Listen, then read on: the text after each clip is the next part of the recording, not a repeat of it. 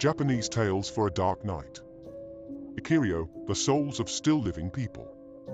There are a number of common ways for Ikiryō to appear during a near-death experience: fainting, intense passion or desire, intense hatred, or even as part of a curse. Ikiryō most commonly appear due to some intense emotion or trauma, and the owner of the soul is almost always unaware of the Ikiryō's existence. This can lead to some very awkward situations and misunderstandings. Folk superstitions about Ikiryō go back to before recorded history. According to ancient superstition, just before death the soul leaves the body and is able to walk around, making strange noises and doing other things outside of the body. This is especially common during wartime, and the Ikiryō of soldiers even in far-off lands are said to appear to their friends and loved ones moments before or after their deaths, in their war uniforms, to give one last goodbye.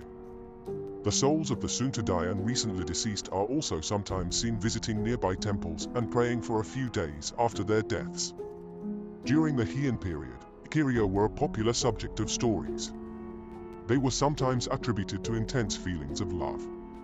When a person, usually a woman, felt such intense passion and love, her spirit would detach from her body and haunt the object of her affection, whispering sweet things into his ears. Depending on the strength of her feelings, the Ikiryō could even physically move her lover around. This was not romantic, however. People haunted in this way were often tormented to the point of extreme sickness by these ghosts. The most common form on Ikiryō is one born of rage and vengeance.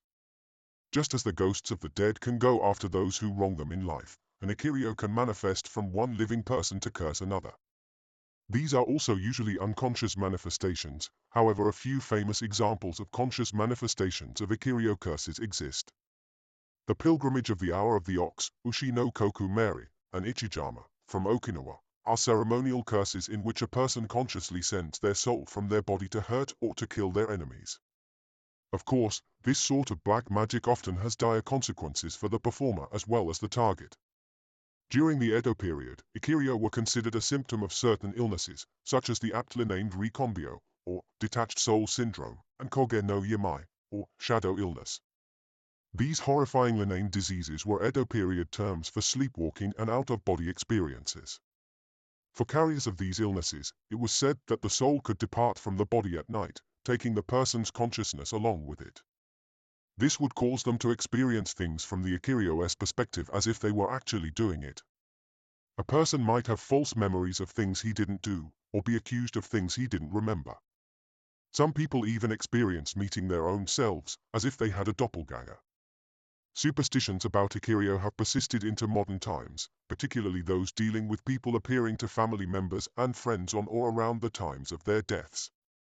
The idea of the soul leaving the body and experiencing things during out-of-body experiences persists as well and remains an unexplained phenomenon.